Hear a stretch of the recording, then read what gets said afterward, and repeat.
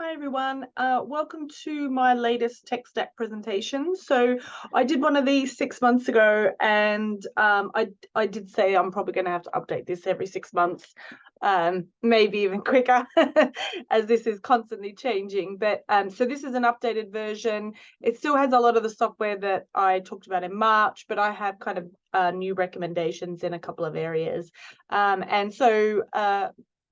So I want to take you through the tech stack essentially that I use with my clients as a portfolio CFO. So the areas I'm going to go through is why it's important, the general ledger, accounts payable, accounts receivable, payroll and expenses, reporting and budgeting, and then equity and a couple of other items. So just an introduction for those of you who don't know me. I've been working in, the fast growth area since 2006. I worked for both Love Film and Funding Circle and went through both of those successful exits. So I've been lucky to see that early stage until, really large company.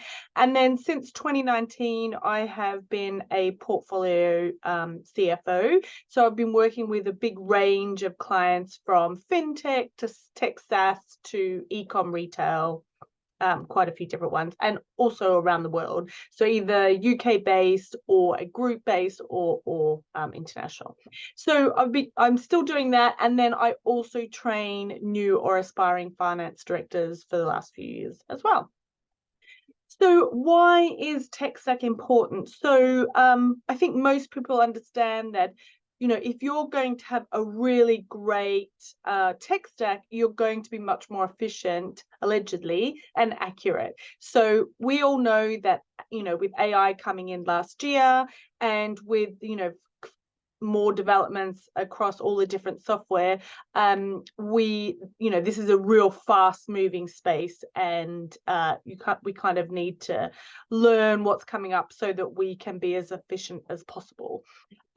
So one of the big things about this is also you can then get your team to do value adding exercises. So it's that analysis, it's that business partnering, it's that commercial understanding, rather than doing data crunching.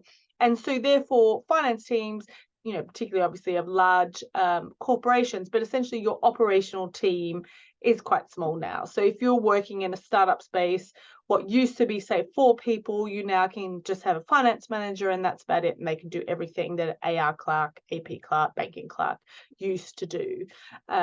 So yes, that's probably the main reasons. Just quickly before we get into it, I just wanted to say also that if your processes aren't great, no amount of software is going to improve those. So you have to make sure you have a really good process first, and that's like communication across the team and across the business, and then you can implement software to automate that. No amount of software is going to fix a bad process. It's just going to make it worse. So this one's quite a no-brainer. Obviously, general ledger software is the first thing that you have to have as an entity, but most startups have Xero. It's probably the most common now. I do see QuickBooks every now and then, but I think now I'm used to Xero. It's just the most common, and that's what most go for. And then at some stage, and I do write about this in my blog post, you do need to move to an ERP, largely because of volume or complexity. They're the main reasons why you would move. NetSuite is the most common. I've worked with NetSuite before. It's expensive, of course, but it's a very powerful piece of kit. And in the UK, Sage Intacct is also quite common. Then moving to accounts payable, so Dext or Receipt Bank, that's part of Dext, automating the incoming invoices, that seems to be the best. That's the one that I use the most. And then doing the step before that is Approval Max. So Approval Max works with Dext and Xero and QuickBooks, where essentially the invoice comes into Dext, that gets uploaded into Xero as a draft, and then once it's approved, then it's ready for payment. So you can slot it in either at the purchase order level or at the approval spend, or both. And so you have that level of automating the approval process, which is quite important.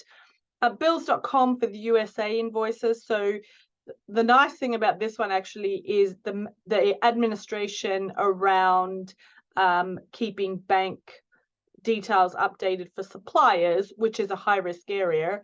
It falls back onto the supplier, which is quite nice. So bills.com is quite good. And then Telaroo seems to work quite well as well. If you have one of those smaller banks and they don't allow you to do automatic batch uploads from your general ledger, so sometimes payroll is the same. So if you use Telaroo, that will allow you to do automatic batch payments from your general ledger or your payroll provider into your bank. There's no like hard code, human error or anything like this. Accounts receivable. So being able to link HubSpot, if your company uses that as a CRM directly to Xero. HubSpot does have an invoice app. It's not as slick as probably as what they would like. So I have found that Invoice Stack is actually quite a good one to sit on top, whereby if you have salespeople using HubSpot and creating invoices, they can do all of that now in HubSpot. You don't have to have your sales team entering anything into Xero, and you can automate any sales that they make and register in HubSpot can be automatically then loaded into your general ledger. Chaser is quite good for credit control, so you can set up different rules. They have a traffic light system, so you can classify debtors as red, amber, or green, and depending on where they sit on the traffic light, depends on how much email correspondence they get for chasing debt that is outstanding. They also have a service where they can, when people start defaulting and it needs to start getting a bit more legal, they can help you with that as well. And then with SaaS billing, that automatic subscription billing, Chargebee seems to be the leader, in my experience anyway, in that area. Then we switch to payroll and expenses. So this is a controversial one. I'm sticking with it. So in the UK, I quite like BrightPay. I know Pento is very, very popular, but I think BrightPay is better. I think because you can do weekly payroll with BrightPay, whereas Pento seems to just do monthly, and it's significantly cheaper. It also links with Xero and QuickBooks and is easy to use. So that is my favorite. USA is Gusto. I don't know of any competitors. Maybe there's competitors that they know of over there, but in the UK, if you have a US subsidiary or parent entity, we all seem to use Gusto. And then instead of having like the old, if you're still doing expenses the old way, I'd encourage you to switch to virtual cards. The ones that I do use with clients is Revolut, Spendesk. I mean, Revolut is a bank, to be fair. Revolut, Spendesk, and Pleo. I prefer Spendesk to Pleo. So these are like debit cards. If you can get a credit card with your bank or with Amex and it links with Xero, I know Amex does, for example, I would recommend that, because then you get that working capital benefit of not having to pay for 30 days. So like your tech SaaS, therefore, your tech SaaS, you have 30-day terms then because you're using a credit card. But not, sometimes businesses, particularly loss-making businesses, struggle to get credit card. So therefore, these three are fine. And then in the US, Brex is quite a good one as well. So reporting and budgeting, this is probably the area that's going to change the most. I think it's got the biggest room for improvement. So with consolidation, I find that Fathom and Spotlight seem to be the best. So they, do quite a slick consolidation. And I know with Fathom, because I'm using that heavily at the moment with a couple of clients, their chat support is very good. So it's pretty easy to implement just from the consolidation perspective. Reporting takes a bit more time to put it together.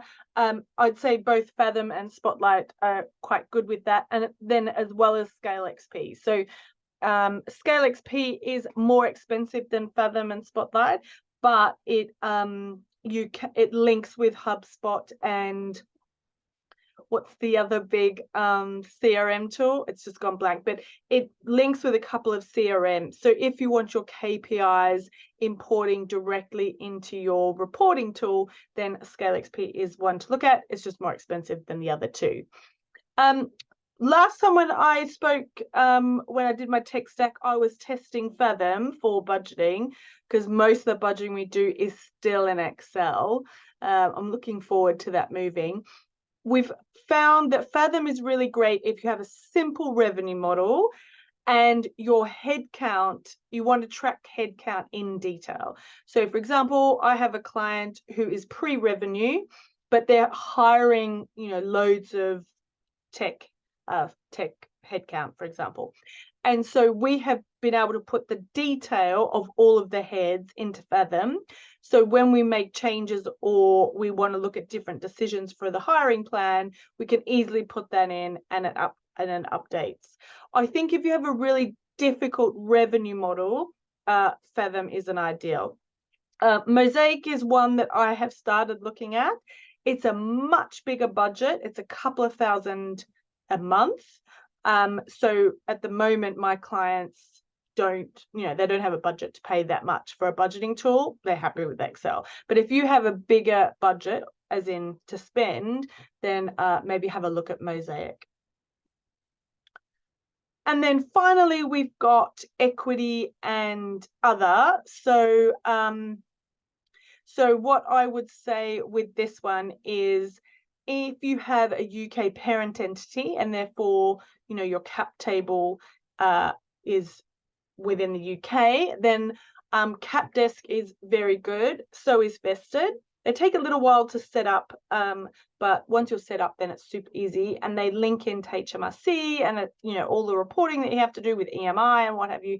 It's really good. Seed Legals is good if you don't have a law firm to issue the shares and you want and you're starting from scratch, basically. So they kind of help you with the administration of it that a lawyer would probably do. So Seed Legals are quite good there. If you have a parent entity in the US, which a lot of companies I work with as well, they just have a holding company there and then a subsidiary in the UK or another country, then Carta is the best. And then one that I've also come across recently and I've just been using for the last couple of months is Grantify. So if you have, particularly if you're spending a lot of money on tech, and to date, you've been using the HMRC R&D tax credits in the UK, and you've done quite well out of that. As we know, rules have changed. You're lucky to get half the amount as what you did previously.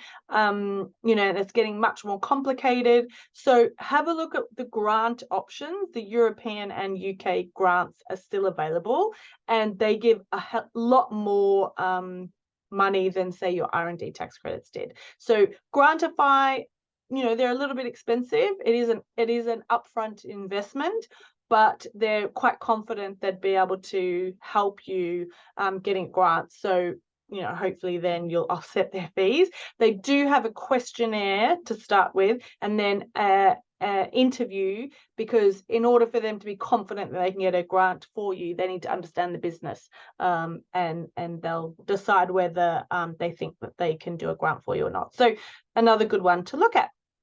Okay, I think that was everything. Again, I will keep trying to learn about all the new softwares. I'm sure there's some that that you know of, and if you do, please do let me know. I'd love to know more. But these are the ones that I'm using at the moment with my clients, and like before, I will update this every 6 months, because no doubt this will be out of date in a couple of months. All right then, thanks for watching. Cheers.